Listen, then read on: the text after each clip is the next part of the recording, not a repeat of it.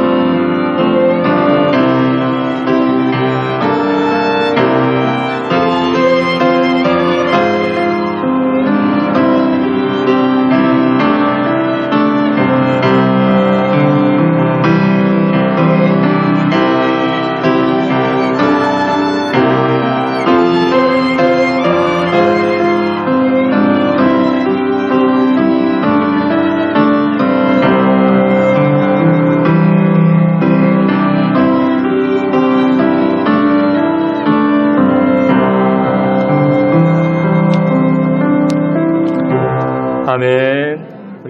기도합니다. 좋으신 하나님을 찬양합니다. 오늘도 저희들을 생명의 말씀으로, 의의 말씀으로 인도하여 주시니 감사와 영광을 올립니다.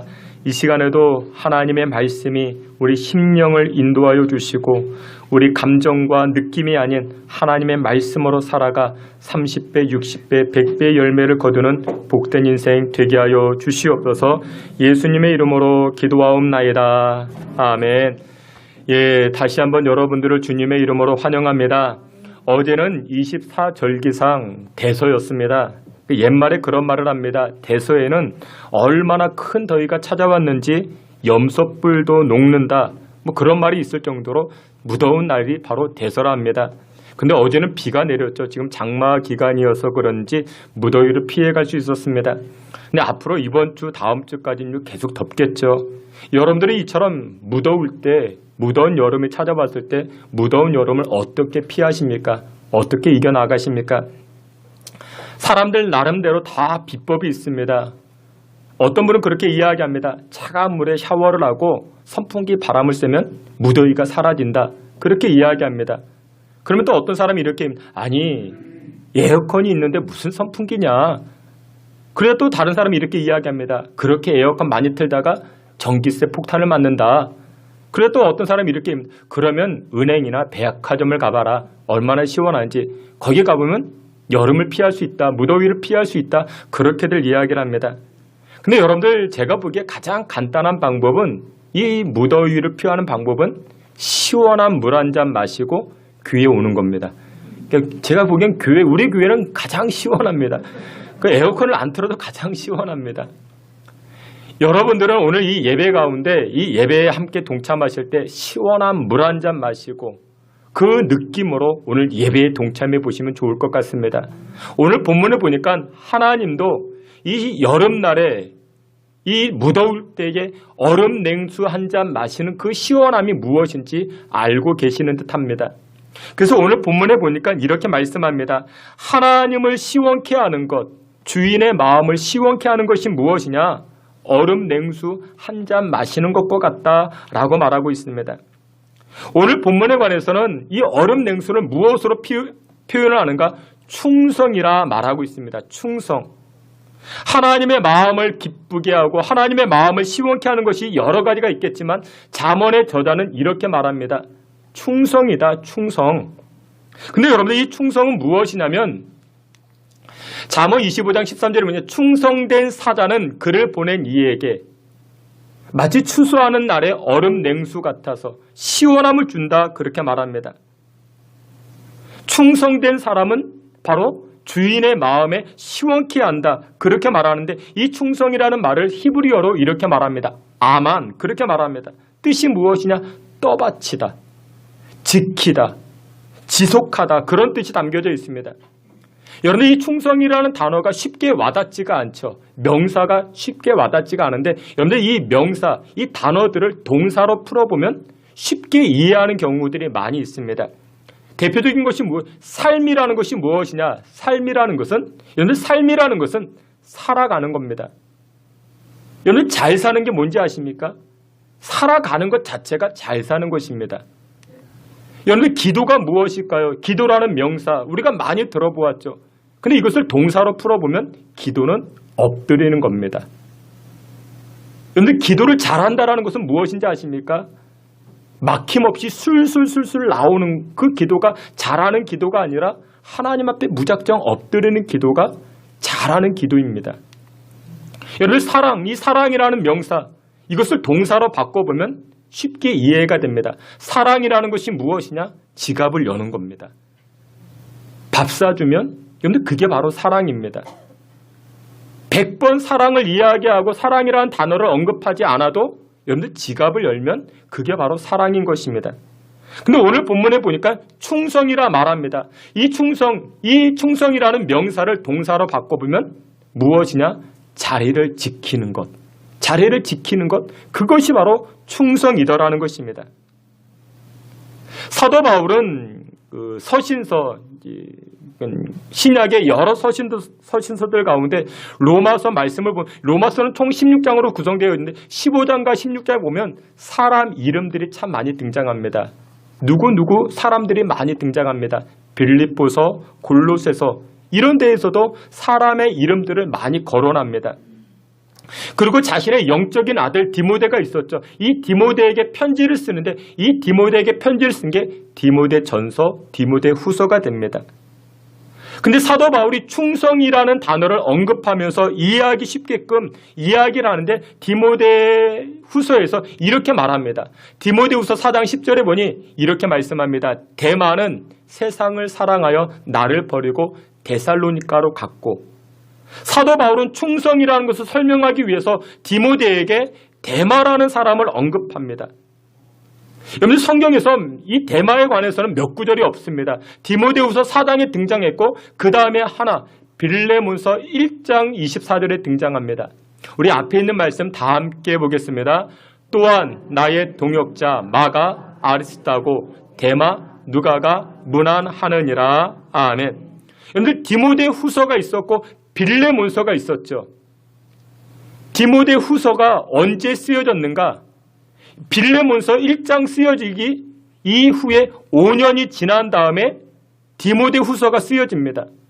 그러니까 사도 바울이 편지를 보낼 때 빌레몬서를 먼저 썼고 그 다음에 디모데 후서 5년 지나서 디모데 후서를 쓰게 됩니다.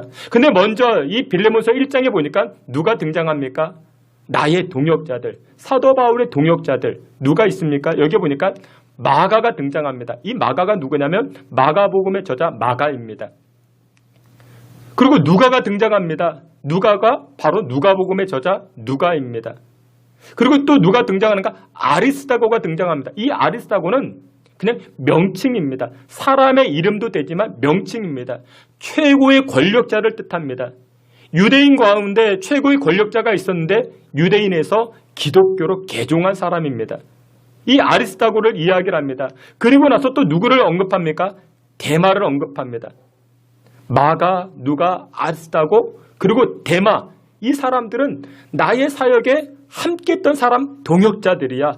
그러니까 이 데마는 동급, 누구와 동급으로 취급을 당합니까? 마가복음의 저자 마가와 누가복음의 저자 누가와 동급으로 사도 바울은 그렇게 이 데마를 평가하고 있었습니다. 근데 시간이 지납니다. 시간이 한 5년 정도가 지났습니다. 5년 정도 지난 다음에 이 사도 바울이 디모데후서에서 보니까 이 데마를 이렇게 평가합니다. 우리 앞에 있는 말씀 디모데후서 4장 10절 다 함께 봅니다. 데마는 이 세상을 사랑하여 나를 버리고 데살로니가로 갔고 5년 지난 다음에 이 데마가 어떻게 신앙의 삶이 어떻게 달라졌습니까? 데마는 세상을 사랑해서 나를 버리고 데살로니가로 갔다. 데살로니가로 갔다. 데마를 평가할 때 어떻게 평가합니까? 이 데마는 나를 버렸어. 나를 버렸다. 이렇게 평가합니다. 여러분들 버린 것이 뭐 나쁜 평가가 되겠느냐마는 근데 여러분들 이 데마에게 사용되어진 이 버렸다라는 단어를 어디서 찾아볼 수 있는가? 여러분 성경을 보면 사도행전 이렇게 말씀합니다. 사도행전 우리 앞에 있는 말씀 사도행전 1장 25절입니다. 다 함께 봅니다. 봉사와 및 사도의 직무를 대신할 자인지를 보이옵소서. 유다는 이 직무를 버리고 제 곳으로 갔나이다. 아멘. 이 말씀이 왜 등장하냐면 여러분들 아시죠?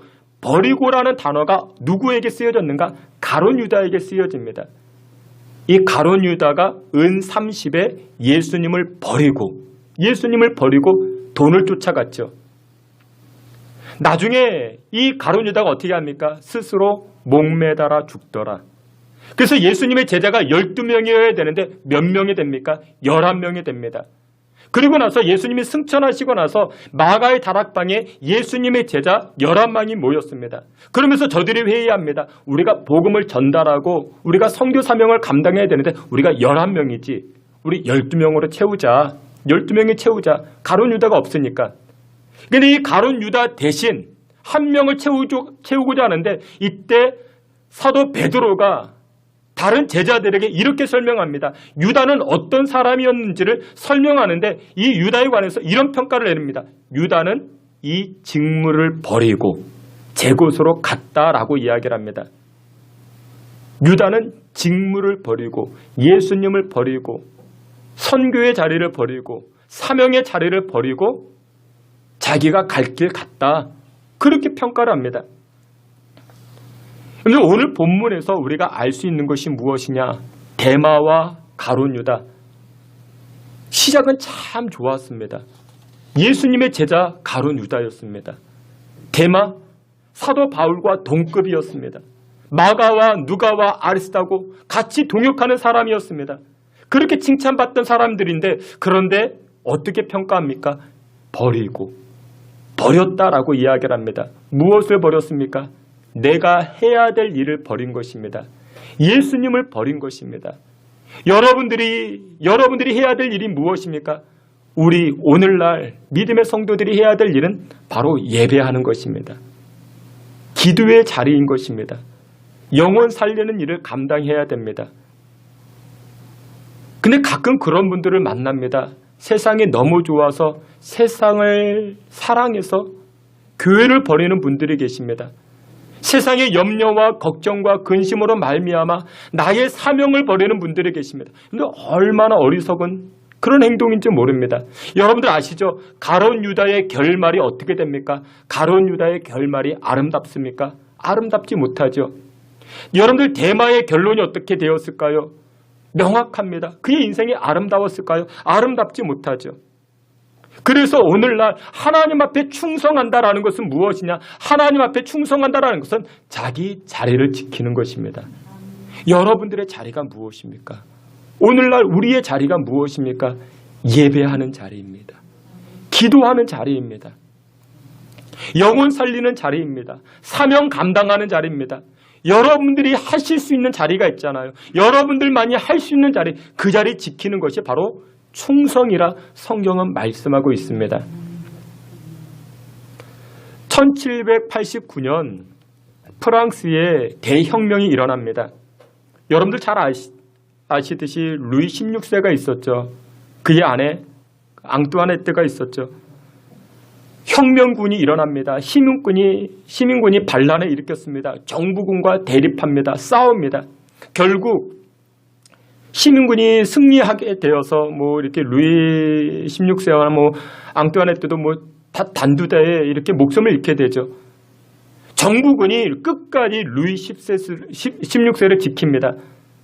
근데 결국 시민군에 의해서 다 무너지게 되죠. 근데 끝까지 정부군뿐만 아니라 이 루이 16세를 지켰던 사람들이 있습니다. 누구였는가? 바로 스위스 용병들입니다. 프랑스에서는 스위스 용병들을 사다가 자기들을 지켜달라, 그렇게 용병들을 사다가 고용을 했습니다. 근데 프랑스 안에 내전이 일어난 것이죠. 정부군과 시민군, 이 둘 사이에 전쟁이 일어났습니다. 그러면 여러분들 이 스위스 용병들은 우리의 문제가 아니니까 너희들끼리 알아서 해라, 빠질 수가 있는 것이죠. 집으로 돌아갈 수가 있는 것이죠. 근데 스위스 용병 220명은 끝까지 정부군, 이 루이 16세를 보호해 줍니다. 결국 어떻게 됐을까요? 다 죽임을 당했죠. 여러분들 어리석어 보입니까? 스위스 용병 하나가 자신의 집에다 편지를 붙입니다. 왜 우리가 끝까지 죽음을 불사하고 그 자리를 지켰는가? 이렇게 이야기를 합니다. 우리가 신용을 잃으면 220명 스위스 용병, 우리가 신용을 잃으면 앞으로 우리 후손들이 다른 나라의 용병으로 갈 수가 있겠는가? 우리는 여기서 죽음으로써 프랑스와의 계약을 끝까지 지키겠노라, 이런 편지를 쓰게 됩니다. 그래서 여러분들 지금도 이 로마 바티칸을 지키는 용병이 누군지 아십니까? 로마 군인이 아니라 바로 스위스 용병입니다. 스위스 사람이 로마 교황청을 지키기 시작합니다. 왜요? 그들이 끝까지 지켰기 때문에, 그들의 선조가 끝까지 지켰기 때문에 그 신용을 높이 사고 있는 것이죠. 사랑하시는 귀한 성도는, 세상을 사랑해서 세상으로 떠났던 데마, 은 30을 사랑해서 예수님을 버리고 떠났던 가룟 유다, 어찌 그들이 충성되다 하나님의 마음을 시원케 했다라고 이야기할 수 있겠습니까? 사랑하시는 귀한 성도 여러분들, 우리는 어떻습니까? 여러분들은 어떻습니까? 여러분들은 여러분들이 지켜야 할 자리를 지키고 계십니까? 내가 감당해야 될 그 자리를 지키고 계십니까? 우리가 감당해야 될 자리가 무엇일까요? 그것은 예배의 자리입니다. 기도의 자리입니다. 사명의 자리입니다. 여러분들만이 하실 수 있는 자리가 바로 사명의 자리입니다. 근데 우리는 여러 가지 이유로, 여러 가지 상황으로 우리는 그 자리를 떠날 때가 얼마나 많이 있는지 모릅니다.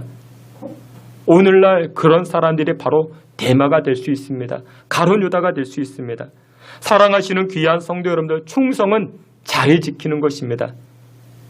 우리 성도들의 자리, 예배의 자리, 기도의 자리, 사명의 자리를 지켜 무더운 여름날 하나님의 마음을 시원케 하는 저와 여러분들 다 되시기를 주님의 이름으로 축원합니다.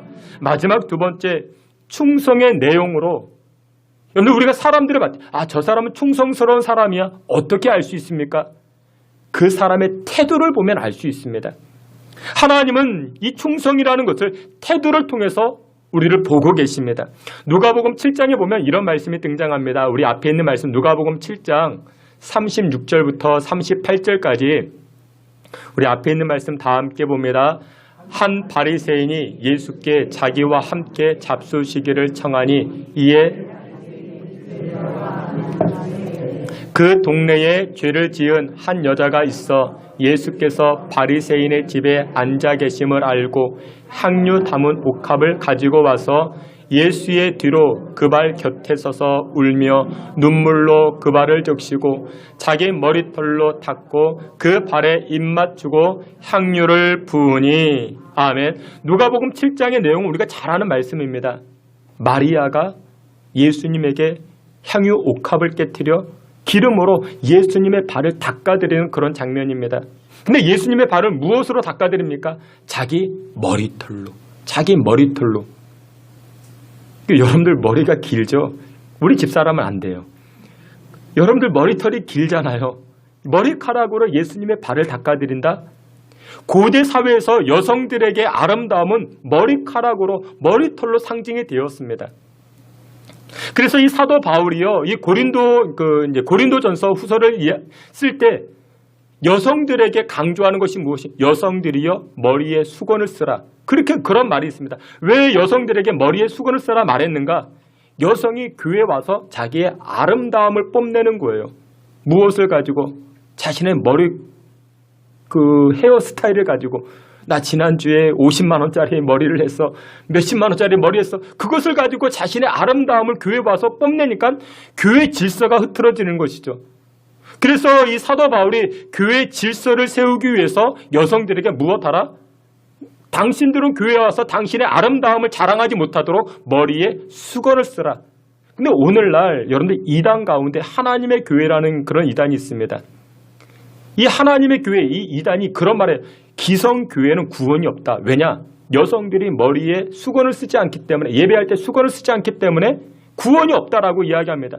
여러분들 여성들이 머리에 수건을 쓰는 이유는 교회 질서를 세우기 위함인 것입니다.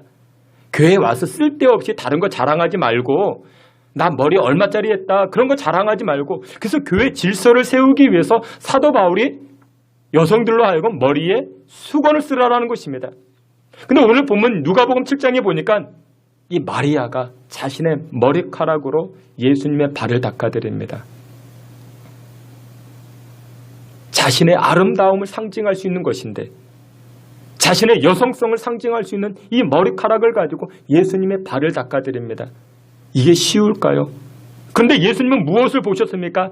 마리아의 그 태도를 보신 것이죠. 마리아의 중심을 보신 것이죠.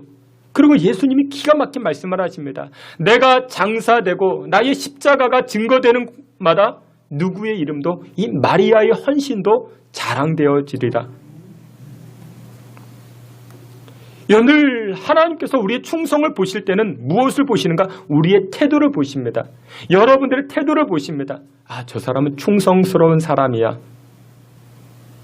우리의 태도를 보십니다. 예배의 태도를 보시죠. 기도의 태도를 보십니다. 찬송의 태도를 보십니다. 성경을 보면요, 여러분들 심부름에 관한 이야기가 참 많이 등장합니다. 심부름. 여러분들 심부름을 하다가 하나님을 만난 사람들이 있고, 심부름을 하다가 하나님의 뜻을 깨달은 적도 있고, 심부름을 하다가 하나님의 은혜를 입은 경우가 성경에 많이 등장을 합니다. 대표적으로 여러분들 꿈꾸는 사람 요셉이 있죠. 이 요셉이 어느 날 잠을 자는데 형제들의 곡식단이 자기의 곡식단에 절하는 꿈을 꿉니다. 또 한 번 꿈을 꿉니다. 해와 달과 11별이 자기에게 절하는 그런 꿈을 꾸게 됩니다. 근데 여러분들 이 요셉이 나중에 무엇이 됩니까? 애굽의 총리가 되죠. 근데 이 애굽의 총리가 되는 시작점이 무엇인지 아십니까? 어느 날 아버지, 이 요셉의 아버지니까 야곱이죠. 야곱이 이 요셉에게 심부름을 시켜요. 형제들이 양털 깎으러 이렇게 멀리 나갔는데 형들이 어디까지 갔느냐? 이 야곱이 요셉에게 심부름 시킵니다. 어디까지 갔느냐? 한번 알아봐라. 얼마나 깎고 있는가? 얼마나 더 기간이 소요되는가? 요셉 네가 가서 좀 알아보고 와라. 그랬더니 요셉이 출발했습니다. 심부름을 받아 출발했는데 여러분들 예를 들면 이 성동구 이 서울 지역 안에만 돌아보면 되는데 찾다 못 찾으니까 이 요셉이 어디까지 갔는가? 성경은 도당까지 갔다. 이것은 오늘날로 이야기하면 인천까지 가서 찾아보았다. 남양주까지 가서 찾아보았다. 그런 뜻입니다. 여러분들 요셉은요. 아버지의 심부름에 토를 달지 않았고 불평하지 않았습니다. 최대한 아버지의 심부름을 잘 수행하기 위해서 노력했던 자가 이 요셉이었습니다. 요셉만 그랬습니까? 여러분들 이스라엘의 초대 왕이었던 사울이 있죠. 이 사울은 남들보다 키가 하나, 머리가 하나 컸습니다. 덩치도 참 좋았습니다. 근데 어느 날 똑같이 이 사울의 아버지가 이 사울에게 심부름을 시킵니다. 이 아버지에게 있는 암나귀들이 있었는데 이 암나귀들이 울타리를 넘어서 도망을 쳤습니다. 야 사울아, 이 암나귀들 좀 찾아와라. 그래서 이 사울이 아버지의 심부름을 받고 암나귀들을 찾으러 돌아다닙니다. 우리 같으면 어떻게 했을까요? 한 오전만 이렇게 돌아보고 아버지 없습니다. 여기저기 없습니다. 그런데 이 사울은 어떻게 했냐? 2박 3일 동안 돌아다닙니다. 아버지의 암나귀들을 찾기 위해서. 그러다가 이 사울이 누굴 만났을까요? 사무엘 선지자를 만나요. 하나님의 선지자를 만나게 됩니다. 하나님의 사람들을 만나게 됩니다. 그래서 이 사울이 하나님의 기름 부으심을 받게 되고 이스라엘의 초대 왕으로 세워지게 됩니다. 그 심부름 잘 하셔야 돼요. 또 여러분들 다윗이 있죠. 다윗. 여러분 잘 아는 다윗이 골리앗과 전쟁을 해서 골리앗을 무너뜨렸잖아요. 그런데 우연하게 골리앗을 만난 게 아니었어요. 어느 날 이 다윗의 아버지 이새가요. 이 다윗에게 심부름을 시킵니다. 블레셋과의 전쟁에서 이 다윗에게는 8명의 형제가 있었거든요. 1번, 2번, 3번이 전쟁터에 나갔습니다. 전쟁터에 나간 이 아들, 이 형들을 위해서 이새가 이 다윗, 말지 아들에게 심부름 시킵니다. 너 형들에게 좀 도시락, 음식 좀 전달해주고 지금 전쟁의 형세가 어떻게 흘러가는지 좀 알아와라. 정보 좀 가지고 와라. 여러분 블레셋 전쟁엔 형들이 누구 갔다고요? 1번, 2번, 3번이 갔어요. 그러면 심부름은 누구에게 시켰을까요? 4번, 5번. 여러분 4번, 5번, 6번, 7번도 있는데 다윗이 그렇게 이야기했을까요? 아빠 1, 2, 3번이 없으면 4번, 5번 시켜야지 왜 8번 나에게 시켜요? 그랬을까요? 다윗은 그런 고백이 없어요. 아버지 이새가 8번 다윗에게 막내 아들 다윗에게 심부름을 시킵니다. 왜 그랬을까요? 다윗은 그전에도 태도가 참 좋았던 거예요.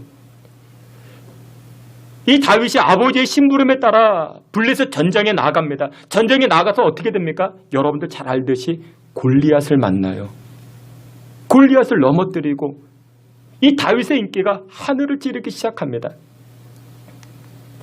사랑하시는 귀한 성도 여러분들, 심부름 잘 하셔야 됩니다. 심부름 잘 하셔야 돼요. 오늘 잠언 25장 13절 말씀을 보니요. 이렇게 시작을 해요. 충성된 사자는 보낸 이에게, 그를 보낸 이에게 마치 추수하는 날에, 저와 여러분들을 하나님께서 보내주셨대요. 저와 여러분들에게 하나님께서는 심부름을 맡겨주셨대요. 여러분들은 다 하나님의 심부름을 맡은 자들입니다. 근데 심부름 맡은 우리가 어떻게 해야죠? 그 태도를 통해서 하나님에게 향한 그 충성을 보일 수 있다는 것이죠. 왜 하나님 나에게 이 일을 맡기셔요? 아니 하나님 생각해보세요. 넷째, 다섯째 있잖아요. 6번 있잖아요. 제 8번이라고요. 왜 나에게 이런 말... 근데 다윗은 그런 고백이 없어요. 우린 그런 고백할 때가 얼마나 많아요. 왜 하나님 나에게 이런 일을 맡기십니까? 그러니 하나님의 마음이 시원하지 못하죠. 사랑하시는 귀한 성도 여러분들, 충성하는 사람들의 태도 하나님 그것 보십니다. 여러분들 우리가 말할 때도 이 말의 태도가 얼마나 중요한지 몰라요. 여러분들 말씀할 때에도 이 말의 내용보다 중요한 게 말투입니다. 아프리카 속담에도 그런 말을 하잖아요. 사람들은 말의 내용을 듣기보다 말투를 듣고 행동한다라고 이야기를 합니다. 그러니까 말투가 굉장히 중요해요. 말의 내용은 그렇지 않은데 말투가 고압적이고 또 상대를 하대하는 것처럼 느껴지고 또 무시하는 느낌이 생기면요, 말의 내용을 떠나서 상처를 받아요. 이 여러분들 말투가 중요합니다. 왜 전화 안 받았어요? 왜 그대로 안 했어요? 여러분들 그러면은 왜 빨리 안 왔어요? 그러면 여러분들 듣는 입장에서 속상한 거예요. 그렇죠? 이 말투가 굉장히 중요합니다. 그 말의 태도가 중요한 것이죠. 사랑하시는 귀한 성도님들, 하나님께서는 하나님의 마음을 시원케 하는 그 태도를 받으십니다. 여러분들의 예배의 태도는 어떠십니까? 여러분들의 찬송의 태도는 어떠십니까? 여러분들 사명 감당의 태도는 어떠십니까? 그 태도가 부드러워야 됩니다. 그 태도가 순종의 모습으로 나아가셔야 됩니다. 그런데 이처럼 하나님 앞에 충성됨으로 하나님의 마음을 시원케 하면요, 하나님이 그냥 넘어가지 않습니다. 잠언 25장 22절 오늘 본문 말씀인데 이와 같이 말씀합니다. 우리 앞에 있는 말씀 다 함께 봅니다. 여호와께서 내게 갚아주시리라. 아멘. 여러분들 하나님은 어떤 하나님이라고요? 갚아주시는 하나님. 여러분들 저를 따라해 보시기 바랍니다. 갚아주시는 하나님. 여러분들 그렇습니다. 하나님은 갚아주십니다. 누구에게 갚아주실까요? 하나님의 마음을 시원케 한 사람들. 그것을 보시고 하나님 갚아주신대요. 누구에게 갚아줄까요? 당대에 갚아주시던지 아니면 내가 받지 못하면 누구에게요? 다윗은 이렇게 고백을 합니다. 우리 앞에 있는 말씀 다 같이 봅니다. 내가 어려서부터 늙기까지 의인이 버림을 당하거나 그의 자손이 결식함을 보지 못하였도다. 아멘. 시편 37편에서는 다윗이 그와 같이 고백을 해요. 의인들의 후손을 내가 가만히 연구해 봤는데 버림당한 사람이 없어. 배고파 허덕이는 사람들이 없어. 왜요? 하나님이 갚아주시기 때문에 그렇다라는 것이죠. 제가 보니까요, 우리 교인들 가운데도 그런 분들이 계세요. 용서하고 들어주세요. 우리 교회는 그런 분들 안 계시지만 나이롱 신자예요. 근데 나이롱 신자인데 잘 돼요. 사업이 잘 되고 인생이 잘 되고 자녀들이 잘 돼요. 왜 그럴까? 제가 직접적으로 못 물어보죠. 아니 왜 이렇게 나이롱 신자는 왜 이렇게 잘 되십니까? 근데 가만 대화를 하다 보면요, 이유가 있더라고요. 어떤 이유요? 아버지의 헌신이 있었어요. 어머니의 헌신이 있었어요. 교회를 사랑하고 남들보다 하나님을 더 사랑하는 그 헌신의 모습이 그 집안에 순교자가 있었던지 그 집안에 선교사님이 있던지 정말 주님의 몸된 교회를 건축함에 있어서 앞장섰다든지 그것을 보니까 이유가 있구나. 하나님 그렇게 갚아주시더라고요. 제가 친구 동기 목사님들을 보는데 저보다도 조금 이렇게 부족하고 제 교만한 생각이죠. 아니야, 좀 나은 달란트도 없고 제가 그 설교를 들어보고 설교를 들어봐도 그렇고 그런데 교회가 부흥돼요. 교회가 잘 돼요. 이유가 무엇인가? 이유가 있더라고요. 그 부모님이 쌓은 하나님의 은혜가 있던 거예요. 하나님 앞에 충성되게 하나님 앞에 헌신되게 그렇게 수고하니 하나님께서 그 자녀들에게 복을 주시더라고요. 그 은혜를 주시더라고요. 말씀의 결론을 맺도록 하겠습니다. 무더운 날입니다. 얼음 냉수와 같이 우리가 하나님의 마음을 시원케 할 때 충성됨으로 우리의 자리를 지켜나아갈 때 하나님께서 은혜를 부어주십니다. 하나님 갚아주십니다. 사랑하시는 귀한 성도 여러분, 이번 한 주간도 하나님 안에서 충성을 다하여 하늘의 복주심과 갚아주시는 은혜를 체험하며 살아가실 수 있는 저와 여러분 다 되시기를 주님의 이름으로 축원합니다. 아멘. 하나님 아버지, 하나님께서 찾는 하나님의 마음을 시원케 하는 그 한 사람 없어 답답한 이 세상, 우리 신성교회 모든 성도들이 하나님 아버지의 마음을 시원케 하는 귀한 성도들 되게 하여 주시옵소서. 기도의 자리, 사명의 자리, 예배의 자리 지킴으로 또한 신앙의 태도, 아멘의 태도로 하나님을 영화롭게 하는 귀한 성도들 되게 해 주옵소서. 예수님의 이름으로 기도하옵나이다. 아멘.